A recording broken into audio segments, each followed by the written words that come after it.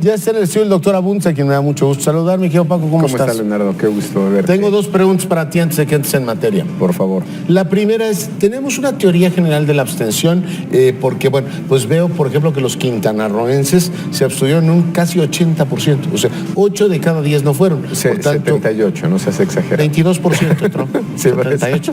78. ¿Qué dije? 80. Bueno, 78. No dramatices. Estoy exagerando, no tienes toda la razón. El 78% no fueron a votar.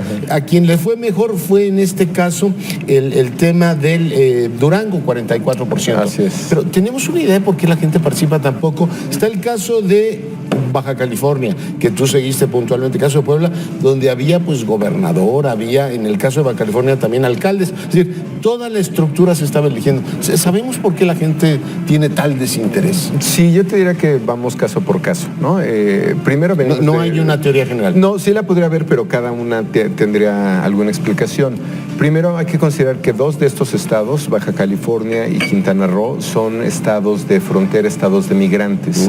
Históricamente sus participaciones son bajas porque mucha gente se muda ahí, pero no cambia su dirección electoral. Ya. Entonces tendría que ir a votar a Oaxaca, Guerrero o a Chiapas, al lugar donde venga. Primero, esas dos consideraciones, ¿no? Segundo, creo que las elecciones locales siempre despiertan menos interés que una elección de ejecutivo. Es decir, ejecutivo en general, digamos que gobernador, ¿no?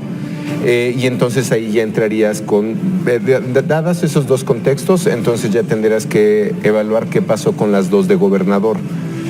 Puebla participó el 33%. Puebla, que vienes de una participación de 67 en la última de gobernador, que estaba pegada con una presidencial, ¿no? Y tuvimos una histórica de 63, 2 de cada 3 mexicanos fueron a votar.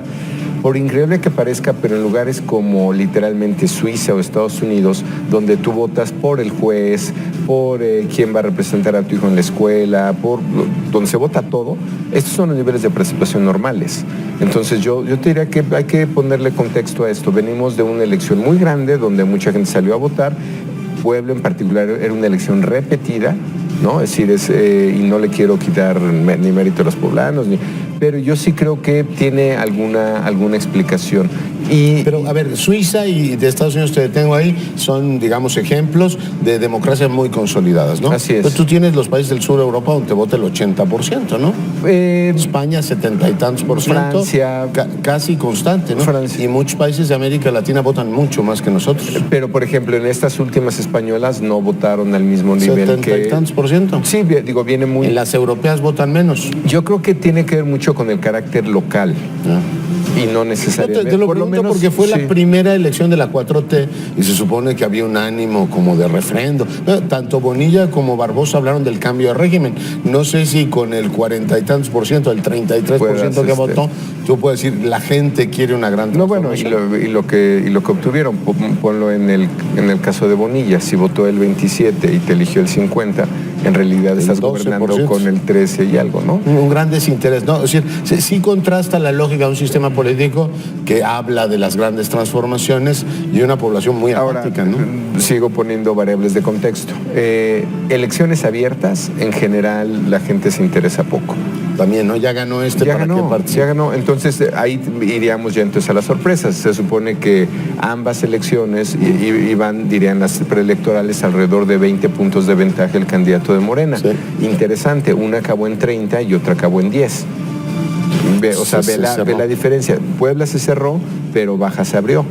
Entonces, al final sí también, digamos, está todo este efecto de, lo hemos platicado un poco, de la aprobación presidencial, de sus altos niveles, que no obstante que bajó, no deja de ser alto, 70, 75, todas las encuestas cara a cara en vivienda andan por ahí, es altísimo. Claro. Entonces tú esperabas un efecto, este efecto fue mayor en la medida que la elección fue más, digamos, fue mayor el cargo de responsabilidad, gobernador, pero no, digamos, el candidato importa, ¿no?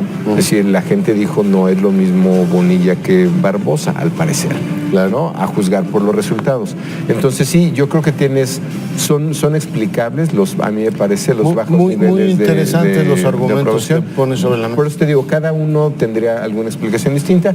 Al final, comparada con una, digamos, una de gobernador normal, que estaría frecuentemente 10 puntos abajo de la presidencial o por ahí, fue bajo. Pero no, digamos, sí es un poco injusto compararla con la presidencial, porque además la concurrencia, que fue lo que tuvimos en el año pasado, en el 18, pues no se dio. Estas eran elecciones cada una, ¿no? Es decir, no, tampoco tenías el ambiente electoral que tuvimos hace un año, ¿no? Muy buena explicación que complementa, por supuesto, a los datos que ya platicamos el día de ayer. La otra, no sé si te saca de guión, pero tú que hueles, que conoces muy bien la opinión pública, este tema del uniforme neutro va a crecer para ser un tema de discusión nacional. Ya en Monterrey pegó el tema este de si los niños pueden usar falda o las niñas pantalón. Me parece una cosa menor, pero bueno, finalmente te pregunto, tú que tienes esta sensibilidad de opinión pública, ¿puede crecer a ser un tema de discusión nacional? No sé en qué magnitud, que puede crecer, sí. Tan irrelevante no lo sé, no lo veo, porque sí es una discusión que te lleva a temas de paridad de género, donde sí estamos divididos. Es decir, el que tú a un niño no lo identifiques con colores, no es que el rosa sea para niñas, el azul para niños, que los juguetes sean determinados, pasa por un tema del uniforme.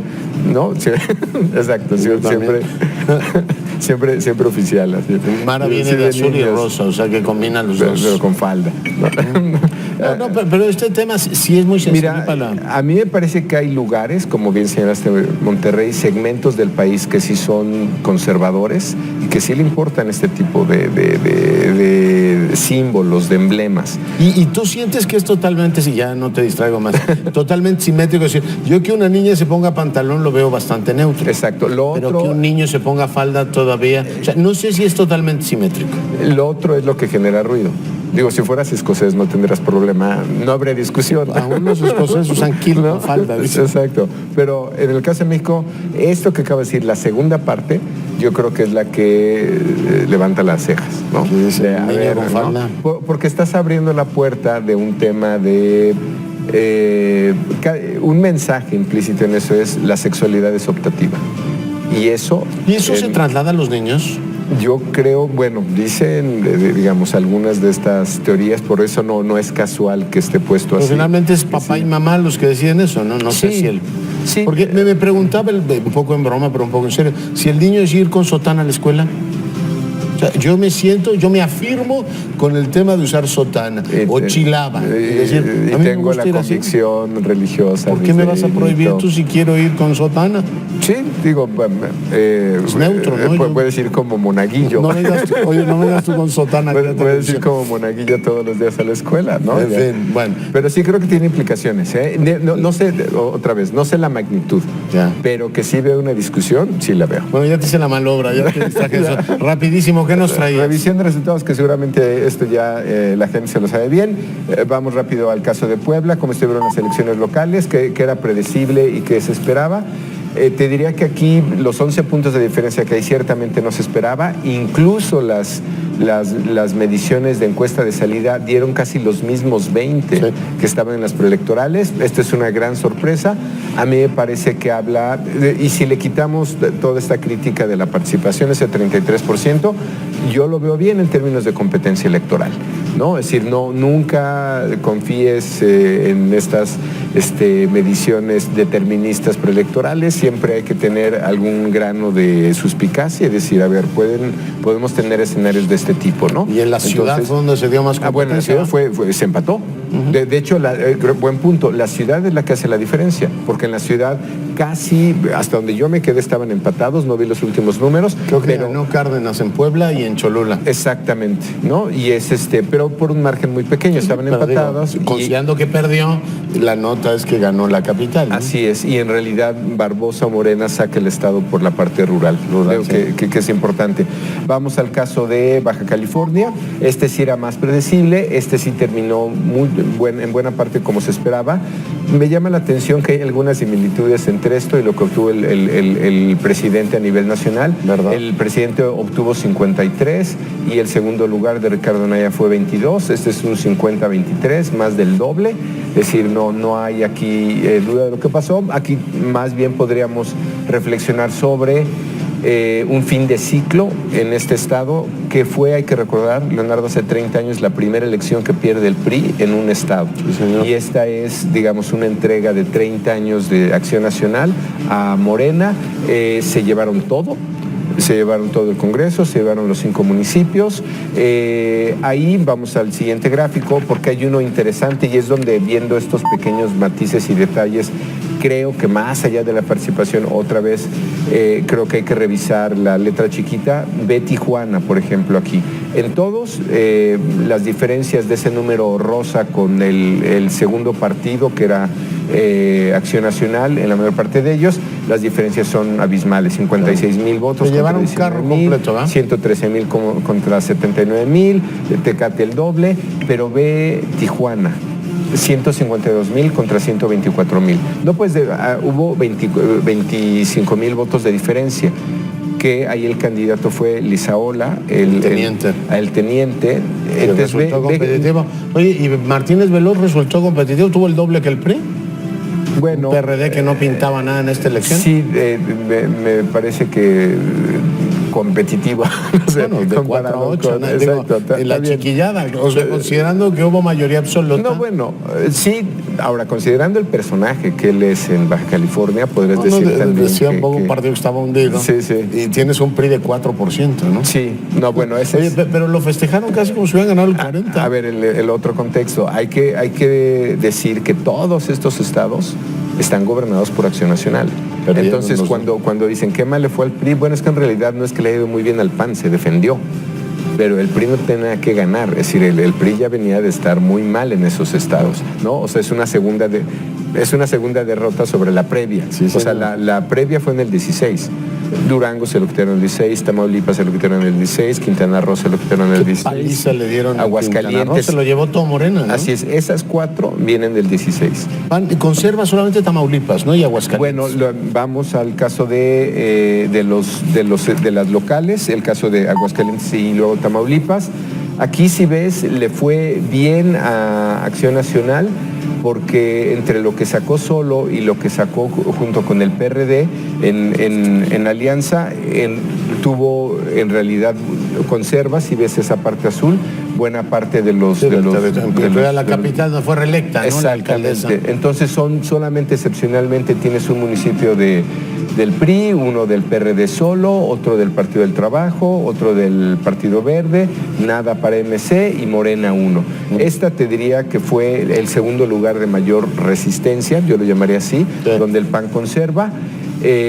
Yo creo que aquí hay que decir que esto se esperaba.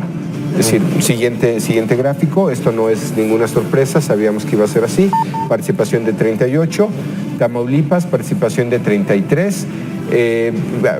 Otra vez, Leonardo, esto de 38, ese 33 te diría que es relativamente normal para una local, ¿no? O sea, no la podemos comparar con una elección federal también, ¿no? Completamente, sí. Y aquí arrasa el PAN, en contraste con Quintana Roo, donde los barrió Morena, ¿verdad? Exactamente, y aquí pues hay quien dice que es un tema de capacidad, de la capacidad de operación del gobernador, de una elección con baja participación tienes porque más... es carro completo azul, ¿no? Así es, bueno, no hay un puntito... Pero es carro completo. Morado. Ya estás igual que yo, el 78%. En la mitad de la nada. Creo que en Quintana Roo también la oposición ganó uno, ¿no? Y así Morena es, se así llevó es. todo lo demás. Vamos con los últimos 2, Durango, que es otro caso interesante. Aquí el PRI le fue bien, ¿va? Le fue mejor que en otro lugar, digamos, fue tal vez el estado donde le fue mejor. Aquí en Acción Nacional, para sacarla, tuvo que aliarse con el PRD, ¿no? Hay que decirlo, PRD con el PAN, y luego tienes unos 2 para Acción Nacional solo, Partido del Trabajo 1, Movimiento Ciudadano 1, Partido Duranguense, un local aquí, el único en toda la elección, y Morena 2. Esta podrías decir que fue la más democrática repartida en fuerza electoral de todas las que hubo. Qué interesante. Finalmente, Quintana Roo, la que tú mencionabas, pues sí, aquí pierde el Congreso, el gobernador. Veremos cómo piensa Morena junto con el Verde, ¿no? Se lleva 11 escaños, el PRI solamente 1 y PAN PRD 3. Dirías que en general mixto el resultado. dominio de Morena en las gobernaturas. Globalmente Morena es el gran ganador, en ¿no? particular en Baja California. Creo que sí es impresionante lo de Baja California. O sea, fue Baja California. No, pues de no tener se lleva el Congreso de Quintana Roo y 2 gubernaturas, dirá Jacob Bolevsky. ¿Querían más? Así Bueno, es. Es un pues magnífico. sí querían más. Y en la gran lectura nacional, Y más votos. se lee como que no sucedió lo que iba a pasar. No necesariamente, No, son Bazán. locales.